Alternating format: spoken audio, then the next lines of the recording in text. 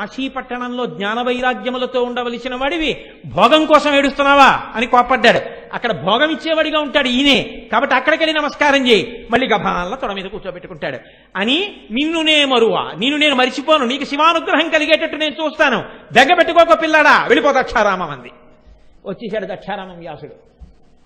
వచ్చి దక్షారామ భీమనాథుడి దగ్గర కూర్చుని, అందుకే ఇప్పటికీ పక్కన స్తంభం మీద వ్యాస భగవానుడు ఉంటాడు, స్తోత్రం చేశాడు. అందులోంచి ప్రత్యక్షమయ్యాడు పరమేశ్వరుడు.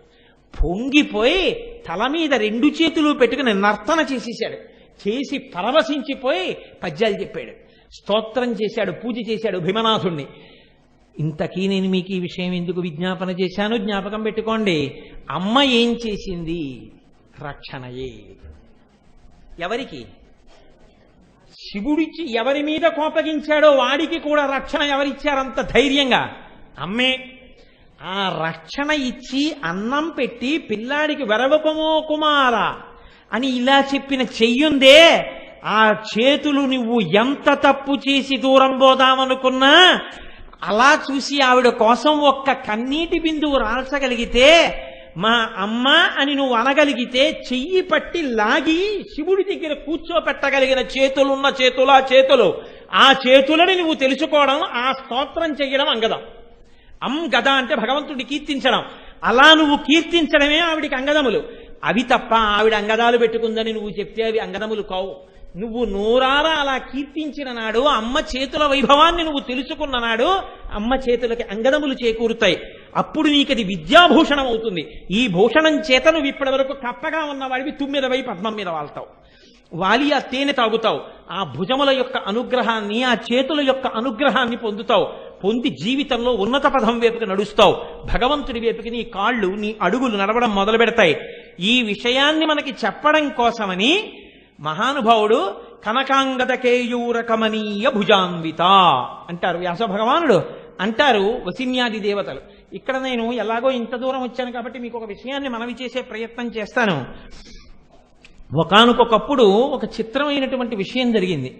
కావ్యకంఠ గణపతి ముని అని మీ అందరూ విన్నటువంటి మహాపురుషుడే, మహానుభావుడు కావ్యకంఠ గణపతి ముని అంటే. ఆయన ఒకానొకప్పుడు ఒక దీక్ష తీసుకున్నారు. అరుణాచలం కొండ మీద భగవాన్ రమణుల దగ్గరికి వెళ్ళి, నేను 20 రోజుల్లో ఉమా సహస్రం చెప్తాను, 20 రోజులు దీక్షతో ఉండి సహస్రం చెప్తానన్నారు. రమణులు అన్నారు, తప్పకుండా అలాగే చెప్పన్నారు. నేను ఉమా సహస్ర రచన చెయ్యడానికి వీలైనటువంటి గుహ ఎక్కడుందని అడిగాడు.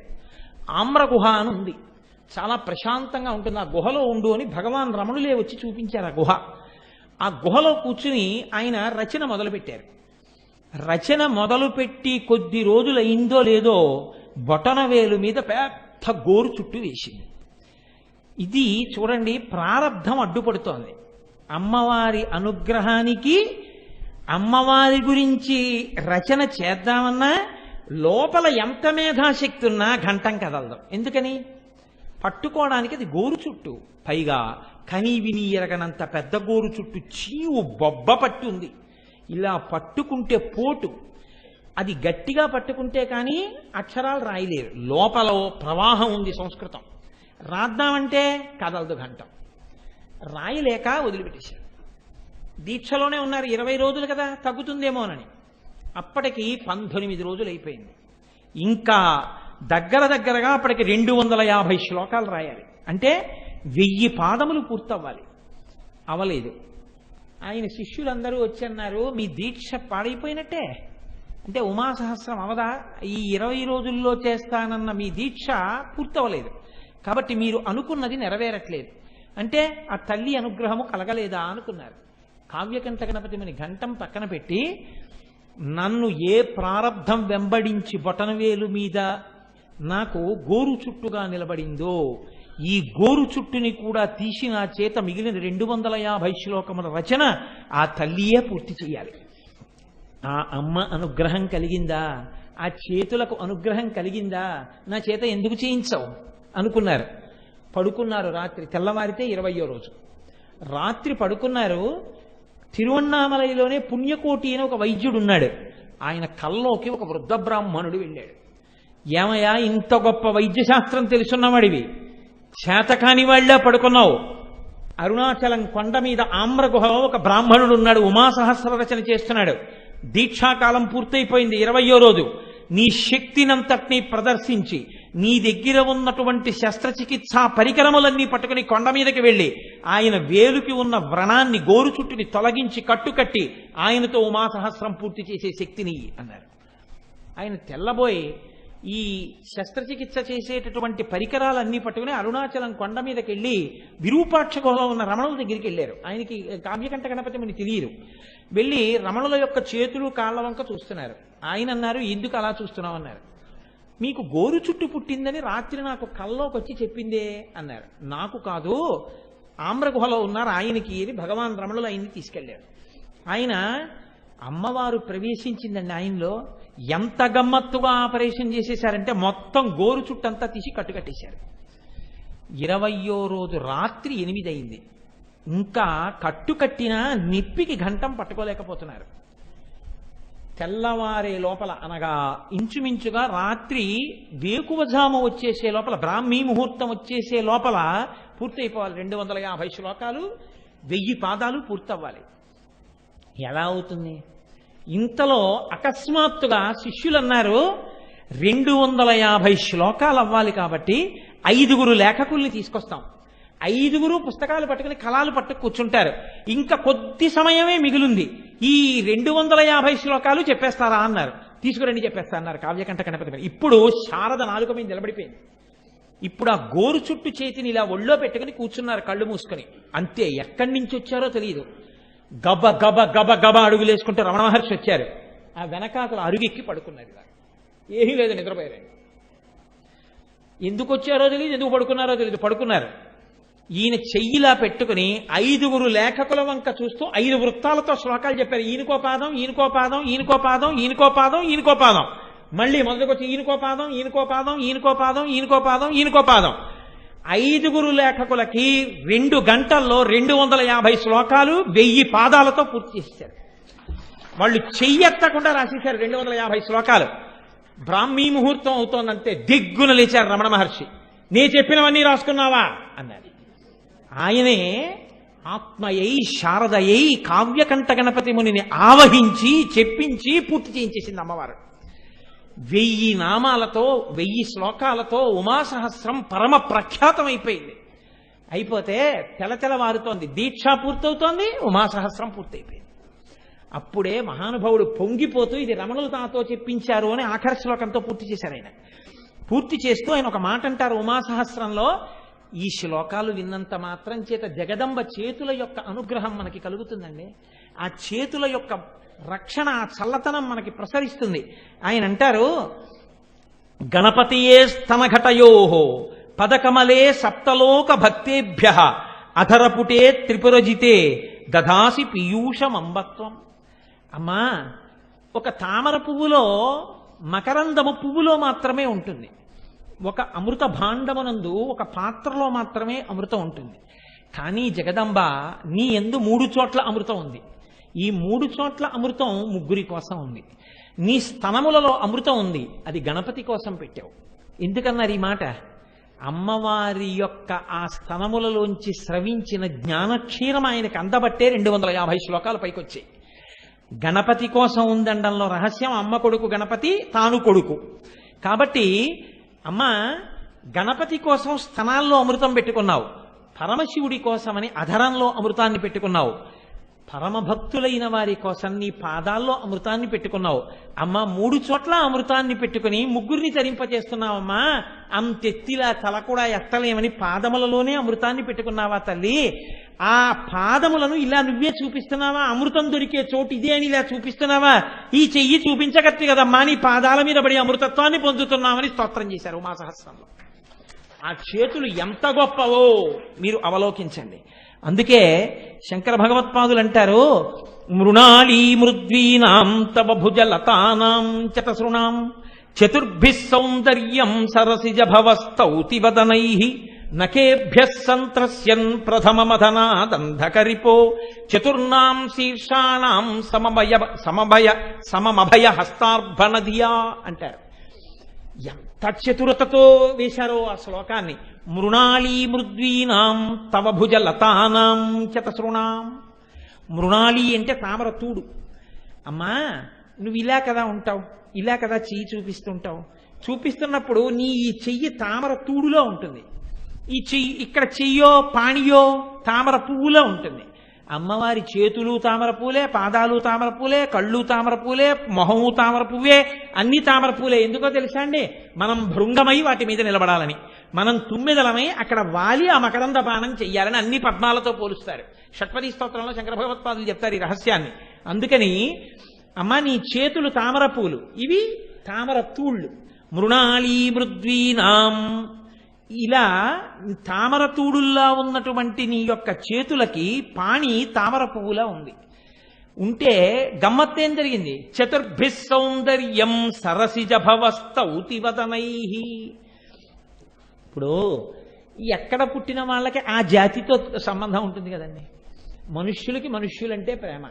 ఎందుకని అంటే ఒక మనిషి అలా వెళ్ళిపోతున్నాడు అనుకోండి, ఇంకో మనిషికి కష్టం వస్తుంది అనుకోండి, ఆయన ఎవరో తెలియక్కర్లేదు, ఇలా వెళ్ళిపోతున్నాడు, ఆయన ఎవరో పడిపోయాడు స్కూటర్ మించి, అయ్యో తన స్కూటర్ ఆపేసి గబగబా వెళ్ళి తీసి పక్కన కూర్చోపెట్టి ఏమన్నా దెబ్బ తగిలిందా అని కాలు పట్టుకుని రాసి, పాదం ఏం నెప్పట్లేదు కదా అని ఒకసారి పట్టి గబగబా వెళ్ళి ఓ సోడా పట్టుకొచ్చి ఆయనకు పట్టించి, ఏం పర్వాలేదు లేండి మేస్టర్ తగ్గిపోతుంది, ఎక్కడ హాస్పిటల్ కానీ తీసుకెళ్ళినా పక్కనే ఉందంటాడు. ఎందుకన్నాడు? ఈయన మనిషి, ఇంకో మనిషి కష్టం తెలుసు.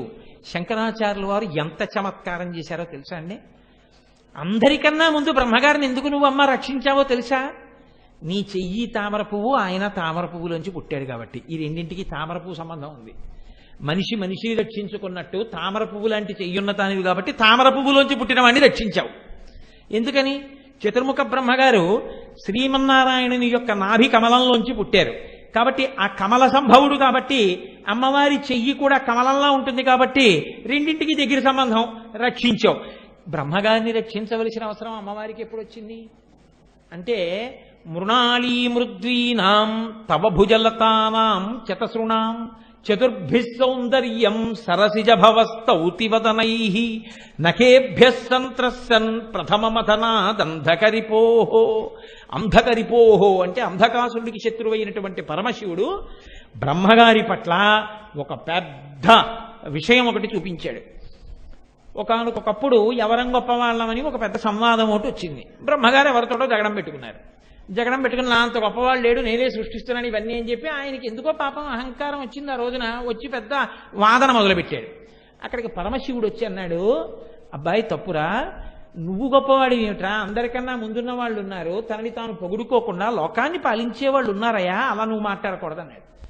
అంటే వెంటనే ఆయన ఏం చూశాడంటే, మీరు నాకేం చెప్పక్కర్లేదు మాస్టారు అంటాడు ఒక్కొక్కడు. చూడండి అలా వెంటనే బ్రహ్మగారు అహంకారం కప్పేస్తే ఎలా ఉంటుందో చూడండి. ఆయన అనుకున్నాడు నాకు 5 తలకాయలు, బ్రహ్మగారికి 5 తలకాయలు ఉండేవి, 4 దిక్కుల 4 పైన 1 5, శివుడికి 5 తలకాయలు, ఈ నాకు చెప్పొచ్చేదేమిటి?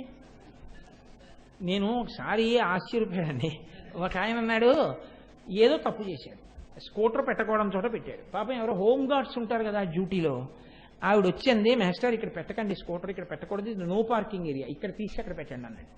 అంటే ఈయన అన్నాడు ఇలా పైనుంచి కిందకి చూసి, నేను ఇప్పుడే కొట్లోకి వెళ్ళొస్తాను అని వెళ్ళిపోతున్నాడు. ఆవిడంది ఏమండి ఇది నో పార్కింగ్ జోన్, లారీ వస్తే ఎక్కించేస్తాను. ఏం మాట్లాడుతున్నావు అన్నాడు వచ్చి. ఏం మాట్లాడుతున్నావు ఏంటి, నా డ్యూటీ నేను చేస్తున్నాను, ఇక్కడ పెట్టకూడదని చెప్పాను మీకు, కాబట్టి తీసి అలా పక్కన పెట్టుకోండి, ఖాళీగా ఉంది కదా అక్కడ పెట్టుకోండి, మీరు ఇక్కడే పెట్టకూడదు అని చెప్తుంటే ఇక్కడ పెడతానంటారేంటి, తీసేసేయండి ఇక్కడి నుంచి అంది ఆవిడ. ఎంతో మర్యాదగా చెప్పింది. చెప్తే ఆయన అన్నాడు, నువ్వు నాకు చెప్పొచ్చేంత దానివా, నా బేసిక్ అంత ఉండదు నీ జీతం అన్నాడు. ఈయన బేసిక్ అంతా ఆవిడ జీతం లేకపోతే మాత్రం ఆవిడ విధి ఆవిడ చేస్తే, ఆవిడతో మధ్యలో నా బేసిక్ అంతా నీ జీతం లేదేంటండి. ఆవిడ ఏం చేసిందో తెలుసా అండి, అలా వెళ్ళిపోయింది. ఈయన కొట్టులోకి వెళ్ళాడు. ఆవిడ మళ్ళీ వచ్చి ఆ స్కూటర్ డొక్కు తీసి ఆ పక్కన చెప్పుల కొట్టులోనే ఇక్కడ పెట్టేసింది. వాళ్ళకి ఆ కొట్ల వాళ్ళందరూ పరిచయం. బయటికి వచ్చి కిక్కు కొట్టుకోబోయాడు, దానికి డొక్కు లేదు పక్కన. అటు ఇటు చూసి అక్కడ వాళ్ళని ఇక్కడ వాళ్ళని అడిగాడు. అడిగితే వాళ్ళు అన్నారు. ఇప్పుడు ఆవిడ దగ్గరికి వెళ్ళాడు. వెళ్ళే నా స్కూటర్ తీసేట, అది నో పార్కింగ్ ఏరియా, అక్కడ పెట్టకూడదు, తీసేశాను, కాసేపట్లో వ్యాన్ వస్తుంది, అందులో స్కూటర్ కూడా పట్టుకుపోతారు, కోర్టుకి ఫైన్ కట్టి తీసుకోండి. ఇప్పుడు ఆవిడ వెంట ఇలా చేతులు కట్టుకుని, అంటే మేడం అప్పుడు ఏదో షాప్లోకి వెళ్తున్నాను, ఏదో కోపంలో ఏదో అన్నాను, మీరు అలా మనసులో పెట్టుకోకండి మేడం, అది ఎక్కడుందో చెప్పండి, ఇచ్చేయండి మేడం ప్లీజ్ మేడం. ఏమిటి ఇప్పటిదాకా బేసిక్ అన్నవాడు మేడం మేడం, ఎందుకు ఆ ప్రారంభం? చెప్పినప్పుడు ఇక్కడ స్కూటర్ తీసి అక్కడ ఎడితే అయిపోవాలి. దానికి అహంకారం ఏంటండి? ఇక్కడ స్కూటర్ తీసి అక్కడ ఎట్టడానికి అహంకారం ఏంటి? చాలా విచిత్రంగా ఉంటుంది ఒక్కొక్కడి మనస్తత్వం. అహంకార గ్రస్తమైపోయి ఉంటాయి.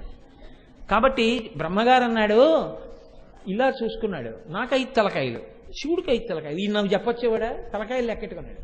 లెక్కెట్టుకుని నువ్వు నాకు చెప్పేది ఏమిటి? నువ్వు నోరు మొయ్యన్నాడు. అంటే శివుడు సర్వజ్ఞుడు, తలకాయలు లెక్కెట్టాడు వీడు. నాకు వీడికి కూడా 5 తలకాయలు ఉన్నాయని నేను చెప్పకూడదు అంటున్నాడు కదా అని చెప్పి ఈ తలకాయకి పెద్ద త్రిశూలం కూడా ఎందుకు లేని ఈ చేతిలో త్రిశూలం ఈ చేతిలో పెట్టుకుని గిల్లీశాడు తలకాయ. అందుకని శంకరాచార్యులు వారు దెప్పి పొడుస్తున్నారు ఇప్పుడు. నఖేభ్య సంత్రస్యన్ ప్రథమ మథనాదంధకరిపో. ఓ తలకాయ గిల్లేశాడు. గిల్లేస్తే ఇప్పుడు ఎన్నున్నాయి? 4. యుద్ధం చేసి తలకాయలు తీస్తుంటే కొంత టైం పడుతుంది. ఇలా గిల్లేసేవాడికి తర్వాత ఏం గిల్లేస్తాడో. ఇప్పుడు ఈ చేతి వల్ల ఇబ్బంది వచ్చింది, శివుడి చేతి వల్ల. శివుడి చేతి వల్ల ఇబ్బంది వస్తే ఏ చెయ్యి రక్షిస్తుంది ఇప్పుడు? అందుకనిట ఇప్పుడు బ్రహ్మగారు ఏం చేశారంటే 4 తలకాయలు పట్టుకెళ్లి పక్కనున్న అమ్మవారి 4 చేతుల కింద పెట్టేశారు. పెట్టేస్తే చతుర్భి సౌందర్యం సరసిజ భవస్తౌతి వదనై. శంకరాచార్యుల వారు మళ్ళీ అందులో చిన్న చమత్కారం. నువ్వు వెంటనే ఎందుకు రక్షించేశావు? అమ్మో, నా చెయ్యి తామర పువ్వు, పిల్లాడు తామర పువ్వులోంచి పుట్టాడు అంటే లోకమంతా ఆవిడ బిడ్డలే. ఎంత తప్పు చేసిన వాడిని ఆవిడ రక్షిస్తుంది, ఆయన శిక్షిస్తూ ఉంటాడు. ఆవిడేం చేసిందిట, తండ్రి కోడుతుంటాడు పిల్లాడిని, ఎరా నువ్వే తీసావా 5 రూపాయలు అని. చంపేస్తారా ఏంటి, ఆ కొట్టేయడం ఏంటి పిల్లాడిని అని ఇలా పొదివి పుచ్చేసుకుని ఇలా పెట్టేసుకుని ఇటు కొట్టబోతుంటే ఇటు తిరుగుతుంది, ఇటు కొట్టబోతుంటే ఇటు తిరుగుతుంది. తిరిగితే ఆఖరికి ఏ గాజు మీద తప్ప రక్కుకుపోయింది. ఏమిటండి మీరు మీ మోటతనం, ఏడవండి నువ్వు నీ పిల్లాడు అని వెళ్ళిపోతాడు తండ్రి. ఆ తర్వాత ఏదో తీసుకెళ్తే కమలాపండు రసం వేస్తే మీకు తెలియందే ఉంది, ఆ ప్రసన్నుడైపోతాడు. కాబట్టి అలా ఆవిడేం చేసింది, నఖేభ్య సంత్రసన్ ప్రథమ మథనాదంధకరిపో. 5వ తలకాయ గిల్లేస్తే 4 తలకాయలు పట్టుకెళ్ళి అమ్మవారి 4 చేతుల కింద పెట్టాడు. పెడితే అమ్మవారు ఏం చేసింది, 4 చేతులు 4 తలకాయల మీద పెట్టి చాలండి గిల్లేసింది. అందుకని ఇప్పటికీ బ్రహ్మగారుట చేతులపై కింద నుంచి పైకి వస్తే మళ్ళీ ఇలా గిల్లేస్తాడేమో పుట్టుకుని అని ఆ చేతుల కిందే తలకాయలు పెట్టుతుంటట. ఆయన తలకాయలు ఎప్పుడూ అమ్మవారి చేతుల కిందే ఉంటాయిట. అమ్మా, నీ చేతుల కింద చేరిపోయిన వాడి 4 తలకాయలు ఇప్పటికే అలాగే ఉన్నాయి, పక్కనే శివుడు ఉన్నా. నీ చేతుల్ని నమ్ముకున్న వాడికి ఇంకా బాధ ఎక్కడుందమ్మా, రక్షణే ఉంటుంది. అది కదమ్మా నీ చేతుల గొప్పతనం అంటే అన్నారు శంకరాచార్యుల వారు. మహానుభావుడు సమగ్రంగా సారాంశాన్ని అంతటినీ తీసుకొచ్చి ఒక్క శ్లోకంలో ఆవిష్కరించేస్తారండి. అది శాంకర ప్రజ్ఞ. ఆయన అంటారు ఒక చోట, ఎంత గమ్మత్తుగా మాట్లాడతారు ఆయన అంటారు, నఖానామద్యోతైర్నవనలిన రాగాం విహసతాం కరాణాంతే కాంతిం కథయ కథయామ కథము మే కయాచిద్వాసాంయం భజతు కలయా హంతకమలం ఇది క్రీడల్లక్ష్మీ చరణతలలాక్షారసచనం అన్నారు. అమ్మా, నీ చేతులు ఇలా పెట్టు కూర్చుంటే ఇలా చూసినప్పుడు ఈ వేళ్ల యొక్క చివరి భాగాలకు ఉన్నటువంటి గోళ్లున్నాయే, ఈ గోళ్లు ఎర్రటి కాంతులతో ఉన్నాయి. ఈ ఎర్రటి కాంతులు ఎలా ఉన్నాయంటే అమ్మా, తామర రేకుల చివర్ల భాగంలో ఉండేటటువంటి ఎర్రటి కాంతి ఎలా ఉంటుందో అలా ఉన్నాయి అని పక్కన అయిపోయారు. ఆగిపోయి వెంటనే అన్నారు, అమ్మా కాంతిం కథయ కథయామ కథముమి. ఏమి పడిపోతాయో శంకర భగవత్పాదులకి ఆ శ్లోకాలు నిజంగా. అమ్మా అనేశాను, కానీ ఇలా ఎలా కుదురుతుందమ్మా? తామర పువ్వు యొక్క రేకు చివర ఉన్న ఎరుపుతనానికి నీ వేళ్ల చివర ఉన్నటువంటి గోళ్ల కాంతికి సమానమా? ఇలా ఎలా అన్నానమ్మా? అలా ఎలా సరిపోతుంది? ఆ కాంతి సరిపోదే నాయన. ఇది కొంచెం తిప్పుదురు బాబు, ఒంట్లోంచి చెమటంతా వచ్చేస్తోంది నాకు లోపల కదా వేడికి. అందుకని ఆయన అంటున్నారు, ఈ గోళ్లలోంచి వచ్చేటటువంటి ఎర్రటి కాంతులు తామర రేకుల యొక్క చివర్లో ఉండేటటువంటి కాంతులకు సరిపోతాయన్న మాట నేను ఎలా చెప్తాను అంటే, అమ్మా నాకు అర్థమైంది. నేను చెప్తే కదా అది అబద్ధమో నిజం, నీ చెప్తే కదా నాలోంచి పలికానంటే నేనా పలుకుతున్నది, నువ్వే పలికిస్తున్నావు. నువ్వే పలికిస్తున్నావు అంటే నువ్వు చెప్పింది నిజం చేసుకోవడం నీ వంతి. అంటే ఇప్పుడు ఈయన తామర రేకుల చివరి భాగం ఎంత ఎర్రగా ఉంటుందో అమ్మవారి గోళ్ళంత ఎర్రటి కాంతులతో ఉంటాయన్న మాట ఎవరు నిజం చెయ్యాలట? అమ్మవారు నిజం చెయ్యాలట. అమ్మవారు ఎలా నిజం చెయ్యాలి? వెంటనే అమ్మవారు శంకరాచార్యుల వారికి స్ఫురణమిచ్చింది. వెంటనే శంకరులు దాన్ని ఎలా పూర్తి చేశారంటే, అమ్మా తామర పువ్వుకి తనంత తానుగా ఆ రేకుల చివరి భాగంలో ఉండేటటువంటి ఎరుపు ఎప్పటికీ నీ గోళ్ల ఎరుపుతనంతో సరిపోదు. కానీ ఒక్క కారణానికి మాత్రం సరిపోతుంది. ఎలా సరిపోతుందో తెలుసా? లక్ష్మీదేవి ఎక్కడుంటుంది? పద్మంలో ఉంటుంది. పద్మంలో కూర్చుంటుంది. పద్మంలో కూర్చున్న లక్ష్మీదేవి ఏం చేస్తుంది? ఆడవాళ్ళందరూ ఏం చేస్తారో అదే చేస్తుంది. ఏం చేస్తుంది? గొప్ప సువాసిని కనుక పెద్దింటి తల్లి కాబట్టి కాళ్ళకి పసుపు రాసుకుంటుంది. పసుపు రాసుకుని కాళ్ళకి ఇలా వేలుతో లత్తుక పెట్టుకుంటుంది. లత్తుక పెట్టుకున్న తర్వాత, లత్తుకంటే ఎర్రగా ఉంటుంది కదండి ఆ పదార్థం, ఆ పారాయణం ఏదో అంటారు, లత్తుక అంటుంటారు, ఎక్కువగా లత్తుక పెట్టుకుంది. పెట్టుకుని ఇప్పుడు చేతులకి ఆ వేళ్లకి లత్తుక అంటుకుంది. అది చెయ్యంతా పూసుకోరు, పసుపు చెయ్యంతా పూసుకుంటారు, లత్తుక వేళ్లకే అంటుకుంటుంది. ఆ వేలుతోటే పాదానికి ఇలా తిప్పుకుంటారు. ఇలా 2 వేళ్లతో ఇలా ఇలా ఇలా ఇలా ఇలా పూసుకుని చక్కగా ఇలా పైన ఇలా పెట్టుకుని ఒక వేలుతో ఇలా ఓ బొట్టులా పెట్టుకుంటారు కదా. అందుకని ఈ 3 వేళ్లకో ఈ వేళ్లకో లత్తుక అంటుకుంటుంది. లత్తుక అంటుకుంటుంది కాబట్టి ఇప్పుడు ఈ వేళ్లకే పసుపు కడిగేసుకోరు, అదొక సౌభాగ్య సూచన కాబట్టి అలా ఉంచుకుంటారు. లత్తుక పూసేసుకోరు ఒంటికి. కాబట్టి ఏం చేస్తారంటే ఇప్పుడు ఇది ఒళ్ళంతా అంటుకుంటుందేమో, చేతికి తడిగా ఉంటుంది కదా అని చేయి తుడుచుకునే బట్ట అని ఒకటి ఉంటుంది ఇప్పుడు వంటింట్లో, లేకపోతే ఆడవాళ్ళు పక్కన నాప్కిన్ లాంటిది ఏదో ఉంచుకుంటారు. దానికి ఏం చేసిందంటే ఆవిడ ఇలా తుడిచింది. ఆవిడ ఎక్కడ కూర్చుంది? తామర పువ్వులో కూర్చుంది. కాబట్టి ఇప్పుడు ఆ లత్తుక చేతులను ఎక్కడ తుడిచింది? ఆ తామర రేకుల యొక్క చివర బట్టకి తుడిచినట్టు తుడిచేసింది.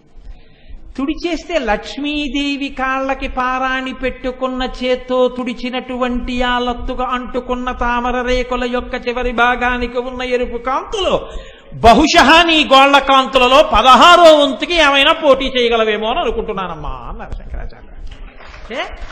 అమ్మవారి యొక్క చేతి చివర గోళ్ల కాంతులు అంత అందంగా ఉంటాయని సమర్థన చేశారు. చేసి చెరిగిపోని ముద్ర వేసేస్తారండి శంకర భగవత్పాదులు. ఆయన శ్లోకాలు ధ్యానం చేస్తుంటే మీకు కళ్ళల్లో కనపడుతుందన్నమాట, అలా వర్ణన చేస్తారు ఆయన. కాబట్టి శంకర భగవత్పాదులు ఒక చోట అంటారు, అసలు అమ్మవారి చేతుల గురించి తెలుసుకోవడం అంటే ఏమిటో తెలుసా? జపోజల్ప శిల్పం సకలమపి ముద్రా విరచన గతి ప్రాదక్షిణ్యాక్రమణమశనాద్యాహుతి విధి ప్రణామ సంవేశ సుఖమఖిలమాత్మార్పణ దృశా అంటారు. అందులో సపర్యాపర్యాయస్తవ భవతు ఎన్నే విలసితం. అమ్మా అసలు నీ చేతుల గురించి తెలుసుకోవడం అంటే ఏమిటంటే, మనిషి లోపల ఉన్నటువంటి ఏ శక్తి అయినా ఏ కదలిక అయినా ఆ తల్లి అనుగ్రహంతో, ఆ తల్లి చేతి అనుగ్రహం వల్ల కదలగలిగిన శక్తి ఉన్నది అని తెలుసుకోవడమే. అలా ఎవడు తెలుసుకున్నాడో వాడు జపోజల్ప, పనికి మాలిన మాటలు మాట్లాడ్డాడు. వాడు మాట్లాడితే అమ్మవారి గురించి మాట్లాడతాడు, ఈశ్వరు గురించి మాట్లాడతాడు. కాబట్టి వాడు మాట్లాడితే ఆ మాటలు, అమ్మో అమ్మవారు మాట్లాడే అనుగ్రహం ఇచ్చింది, పిపీలికాది పర్యంతంలో ఎవరికీ లేదు మాట్లాడగలిగిన శక్తి, నాకిచ్చింది నా తల్లి. కాబట్టి మాటలు నేను అనవసరపు మాట్లాడకూడదు, మంచి మాటలు మాట్లాడాలని తెలుసుకుంటాడు. ఇలా ఎవరు తెలుసుకుని మాట్లాడుతున్నాడో వాడు మాట్లాడిన మాటలన్నీ అమ్మా నీ స్తోత్రములే. సకలమపి ముద్రా విరచన, నీ గురించి చెప్పుతున్నటువంటి భావోద్వేగంలో కదులుతున్న చేతులు అంగన్యాస కరన్యాసముల యందు పట్టినటువంటి ముద్రలైపోతున్నాయి.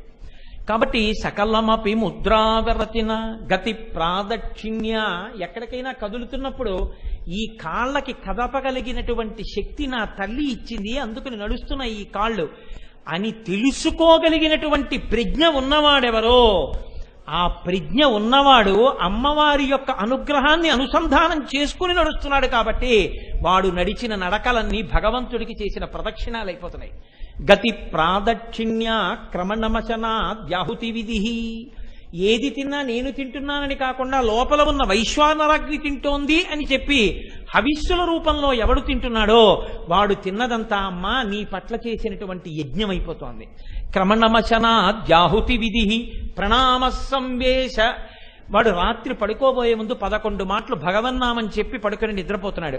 వాడి నిద్ర అంతా నీకు ప్రదక్షిణ నమస్కారం, నీకు చేసినటువంటి సాష్టాంగ నమస్కారం అయిపోతోంది. కళ్ళు మూసుకుని నీ మ్రోలపడిన నమస్కారం అయిపోతోంది. అందుకే నిద్రపోయే ముందు ఒకటి ఊహించమంటారు. జగదంబ యొక్క మూర్తి ఉన్నట్టు ఆవిడ పాదముల దగ్గర ఉపవసించి తాను పడుకున్నట్టు తల అమ్మవారి వైపు పెట్టినట్టు అనుకుని 11 మాటలు నామని చెప్పి నిద్రపోతే మళ్లీ తెలివి రాగానే కన్ను భగవన్మూర్తి మీద పడేటట్టుగా అలవాటు చేసుకుంటే నిద్రపోయిన నిద్రంతా సమాధి అవుతుంది. కాబట్టి నిద్రా సమాధి స్థితి సంచార పదయో ప్రదక్షిణ విధి స్తోత్రాన్ని సర్వాగిర యద్యత్ కర్మ కరోమి తత్తదఖిలం శంభో తవారాధనం అంటారు శివమానస స్తోత్రం, శివమానస పూజా స్తోత్రంలో శంకర భగవత్పాదులు. కాబట్టి అమ్మా ప్రణామ సంవేశ సుఖమఖిలమాత్మార్పణ దృశా, నేను వేదం అనుమతించినటువంటి సుఖాలు ఏమనుభవిస్తున్నానో ఆ అనుభవిస్తున్నటువంటి సుఖాలన్నీ నీకు చేస్తున్న పూజలే. నేను భగవంతుడు నన్ను వేదంలో ఏవి అనుభవించమన్నాడో అవి నేను ఏవి చూడొచ్చో అవి నేను చూస్తుంటే నేను చూసిన చూపులన్నీ నీకు వెలిగించిన దీపాలే. అమ్మా నేను వింటున్నప్పుడు వినే అదృష్టం అమ్మవారి ఇచ్చిందని నేను విన్నటువంటి వినడాలన్నీ మీ స్తోత్రాలు వినడాలే. అమ్మా నేను ఏవి వాసన చూసినా ఈ సుగంధమంతా అమ్మవారు నిక్షేపించిన సుగంధం తప్ప, మొగ్గగా ఉన్నప్పుడు పునికి చూస్తే పసరిక వాసన, విచ్చుకున్న పువ్వులో అంత సుగంధ పరిమళం, నిన్నటి మల్లె మొగ్గలో పసరిక వాసన, సాయంకాలం విచ్చుకున్న మల్లె పువ్వులో అంత సుగంధం, ఈ సౌరభం అమ్మవారి అనుగ్రహం కదా అని వాసన చూసిన వాడు ఎవడున్నాడో వాడు అమ్మ నీ పాదముల మీద నిర్మాల్యాన్ని వాసన చూసినవాడు. కాబట్టి సుఖమఖిలమాత్మార్పణ దృశ, వాడు ఏ సుఖం అనుభవించినా, ఏ సుఖమా అంటే వేదం అనుమతించిన సుఖం, అది అమ్మా నీకు చేసిన పూజలే. అటువంటి వాడు నిరంతరము భగవంతుడితో జీవితాన్ని అనుసంధానం చేసుకుంటూ ఉంటాడు. కాబట్టి వాడు ఏది చేసినా నీ పూజగానే మారిపోతోంది. వాడు కొత్తగా చెయ్యవలసిన పూజ అని ఉండదు. వాడి ఊపిరి తీసి ఊపిరి వదిలితే పూజే. ఎందుకంటే వాడికి ఎప్పుడు అన్ని భగవన్మయంగానే కనపడుతూ ఉంటాయి. ఆ కనపడ్డంలోనే వాడు అన్ని పరాశక్తిని అనుసంధానం చేసుకోవడంలోనే, మాట్లాడితే ఈ శక్తి అమ్మదంటాడు, కదిలితే ఈ శక్తి అమ్మదంటాడు, నడిస్తే ఈ శక్తి అమ్మిచ్చిందంటాడు, ఒకటి చూస్తే ఈ శక్తి అమ్మిచ్చిందంటాడు. ఇది ఆత్మార్పణ దృశ. అన్నీ నీ పట్ల న్యాసం చేశాడు. ఇలా చేసి కదులుతున్న వాడెవడున్నాయో వాడి కదలికలన్నీ నీ చేతుల అనుగ్రహంతో కదిలిన కదలికలు. ఈ కదలికల చేత వాడేమవుతున్నాడు? వాడు సపర్యాపర్యాయస్తవ భవతు ఎన్మే విలసితం. ఇవన్నీ వాడు నీకు చేసిన ఉపచారములై వాడు నిన్నే పొందుతాడు. కాబట్టి తల్లి, ఇటువంటి శక్తి, ఇటువంటి సమన్వయం అబ్బాలి అంటే కదలిక, క్రియాశక్తి చేతులకు సంబంధించినది కనుక అమ్మా నీ అనుగ్రహం వల్ల ఈ భావనతో కూడినటువంటి కదలికలు రావలసి ఉంటుంది అని, అమ్మా నీ చేతిని ఎవరు చూసి అలా అనుసంధానం చేసుకుంటున్నారో వారు ఎటువంటి స్థితిని పొందుతారో తెలుసా అంటే, ఆ తల్లి గురించి చెప్తూ, ఆ తల్లి యొక్క వైభవం గురించి చెప్తూ మూకశంకరులు ఒక అద్భుతమైనటువంటి శ్లోకాన్ని చెప్తారు. ఎవరు అమ్మవారిని అనుసంధానం చేస్తారో వాళ్ళ వైభవం ఏ స్థితికి వెడుతుందో దానితో ఇవాళ నా ఉపన్యాసాన్ని పూర్తి చేస్తాను. వాగీశ్వరీ సహచరీ నియమేన లక్ష్మీ భ్రువల్లరీ వశకరీ భువనాని గేహం రూపం త్రిలోకనయనామృతమంబతేషాం కామాక్షియేషు తవ వీక్షణ పారతంత్రీ.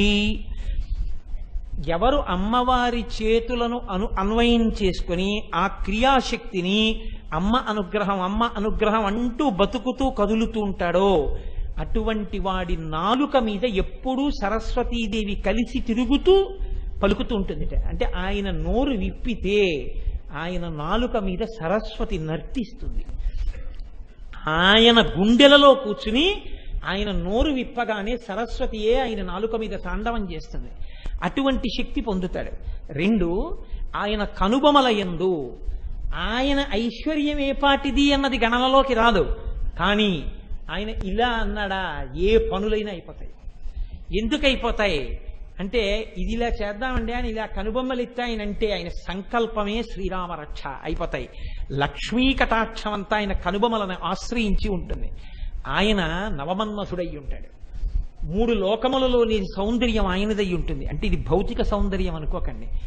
కొన్ని వేల కనజంటలు అలా ఆయన్ని చూస్తూనే ఉండేటట్టుగా లోకాన్ని ఉద్ధరించి మాట్లాడగలిగినటువంటి ప్రజ్ఞ నిక్షేపింపబడుతుంది. పరమాచార్య నడిచి వెళ్ళిపోతుంటే ఎన్ని కోట్ల కన్నుల జంటలు ఆయన్ని చూశాయో, ఎంతమంది ఆయన మూర్తిని ఇళ్లలో పెట్టుకున్నారో. 80 సంవత్సరముల వృద్ధుడై ఇలా నిలబడితే ఎవరి వరకు ఎందుకండి? నేనే ఎంతసేపు చూస్తుంటానో ఆ మూర్తిని పట్టుకుని ఇలాగా ఎంతసేపు చూస్తుంటానో. ఉరప్పంజరం కనపడుతూ ఇలా లోపలికి వెళ్ళిపోతే ఈ గుండె పైకి కనపడుతూ ఈ కన్ను ఒకటి బలహీనత చేత ఇలా కొంచెం రెప్ప వాలిపోతే ఒక్క కన్నే పైకెత్తి తొడల వరకు కాషాయాంబరం పైకి పెట్టుకుని అప్పుడే స్నానం చేసొచ్చి ధర్మం తప్పకుండా బ్రాహ్మీ ముహూర్తంలో స్నానం చేయడం వల్ల ఉనికిపోతున్న ఒంటితో ఆ సత్యదండానికి పైనున్నటువంటి వస్త్రం విప్పేసి తాడు కనపడుతూ నీట ముంచి పైకొచ్చిన సత్యదండాన్ని ఇలా పట్టుకుని నిలబడితే ఆంతరంగికులైన శిష్యులు వచ్చి పాదముల మీద వేసినటువంటి పువ్వుల మధ్యలో ఆ ఇంతంత గోళ్లతో ఆ బొటన వేళ్ళు ఆ వేళ్ళు చిక్కిపోయి పల్సగా తమలపాకుల్లా ఉన్నటువంటి ఆ పాదాలు, ఇంత సన్నగా అయిపోయినటువంటి కాళ్ళు, ముడతలు పడిపోయి ఇంతంత అయిపోయినటువంటి ఆ మోచిప్పలు, ఆ ముఖం వంక చూస్తే అపారమైనటువంటి కాంతి, ఆ బొట్టు, ఆ పెట్టుకున్న విభూతి రేఖల చేత ఆచ్ఛాదింపబడినటువంటి ఆ పాలభాగం, ఆ పైన కప్పుకున్న బట్ట స్నానం చేసి రావడం వల్ల ఇలా జారిపోయి ఉంటే ఆ చిన్ని జుత్తుతో ఎప్పుడూ ముండనం చేయించుకున్న ఆ తల, ఆయన యొక్క మహానుభావుడు ఆ తేజస్సు చూడడానికి ఎన్ని కోట్ల జతల కళ్ళు వెంపర్లాడాయో. ఇన్ని కోట్ల జతల కళ్ళు చూసి పొంగిపోయి ఆ మూర్తిని ఇప్పటికీ ఇలా చూసి ఆనందపడిపోతున్నాయంటే, అంత ఆనందము కలుగుతోందంటే అది భౌతికమైన అందమని మీరు అనుకోకండి. భౌతికమైన అందం నశించిపోతుంది. 90 ఏళ్ళు వచ్చినా 80 ఏళ్ళు వచ్చినా ఆఖరికి శరీరం వదిలిపెడితే ఆయన యొక్క మూర్తిని కొవ్వుతో చేసి ఇలా కూర్చున్న మూర్తిని కంచి పీఠంలో బయట పెట్టుంచితే ఇప్పటికీ దాని దగ్గర అలా నిలబడిపోయా చేతుల్లో ఉన్న నరాలు కూడా పైకొచ్చేసి కనపడుతుంటే అందులో ఏమందం ఉందండి? అది శోభ. ఆయన అంతటా హద్దు లేకుండా ఈ భువనములన్నీ వ్యాప్తి చెందినవాడైపోతాడు. అంటే ఒక చోటికి పరిమితమైన వాడు, ఒక శరీరమునందున్నవాడు కాకుండా సర్వవ్యాపి అయి ఆత్మయందు స్థితిగతుడై తాను ఆత్మని తెలుసుకున్నవాడై తాను స్థాణువై తాను కదలడానికి చోటు లేక అంతా నిండి నిబిడీకృతమైపోయి సాక్షిగా ఈ శరీరాన్ని విడిచిపెట్టగలిగినటువంటి మహాజ్ఞాని అవుతాడు. అమ్మా, ఇన్ని శక్తులు ఎక్కడి నుంచి వస్తున్నాయో తెలుసా తల్లి? నీ యొక్క చేతుల కృపలోంచి వస్తున్నాయి. ఆ చేతులని మహావృక్షాల యొక్క కొమ్మల చల్లతనానికి ఎవడు చేరాడో వాడు ఇంత వైభోగాన్ని అనుభవిస్తున్నాడు. నన్ను నేను రక్షించుకుంటాననుకున్నవాడు అక్కడే తామర పువ్వు ఉంటే పక్కన పెరుగుతున్న కప్పలాంటి వాడమ్మా. ఎవడు ఇది తెలుసుకున్నాడో వాడు అడవిలోంచి వచ్చి మకరందం తాగిన తుమ్మెద లాంటి వాడమ్మా. అందుకని నీ యొక్క ఆ భుజముల అనుగ్రహము, మేము చేసినటువంటి ఈ స్తోత్రం, మేము చెప్పుకున్న ఈ మాటలు, మేము విన్న ఈ మాటలు నీ భుజములకు పెట్టిన అంగదములు కేయూరములు. మా మాటలు మేము విన్నటువంటి సమయము నీ భుజముల పాలిట అంగదములై కేయూరములై మాకు చల్లతనాన్నిచ్చి మా మనస్సుకు ఉపశాంతినిచ్చి మమ్మల్ని సరి అయిన త్రోవలో నడిపించి నీ పాదముల యందు చెక్కు చెదరని భక్తి ప్రపత్తులను మాకు కృపచేయుగాక అని స్తోత్రం చెయ్యడం కనకాంగదకేయూరకమనీయ భుజాన్విత. ఆ నామం పైకి చిన్నదిలా కనపడుతుంది, కానీ దానికి ఎంత అన్వయం ఉంటుందో అది అర్థమైతే, దాని గురించి వింటే ఎటువంటి స్థితిలోకి వెడతామో. ఇవాళ మనం అమ్మవారి చేతులకి అంగదములు కేయూరములు పెట్టిన వాళ్ళ ఆ తల్లి అనుగ్రహము మన యందు పరిపూర్ణమగుగాక అని ఆ తల్లి పాదములు పట్టి ప్రార్థన చేస్తూ రేపటి రోజున ఆ తరువాతి నామాన్ని ప్రవచనం చేయగలిగిన శక్తి ఆ తల్లి శారదానుగ్రహంగా నా నాలుక మీద నర్తించి నాకు కృపచేయుగాక అని ఆ తల్లి పాదములకు సాంజలి బంధకంగా నమస్కరిస్తూ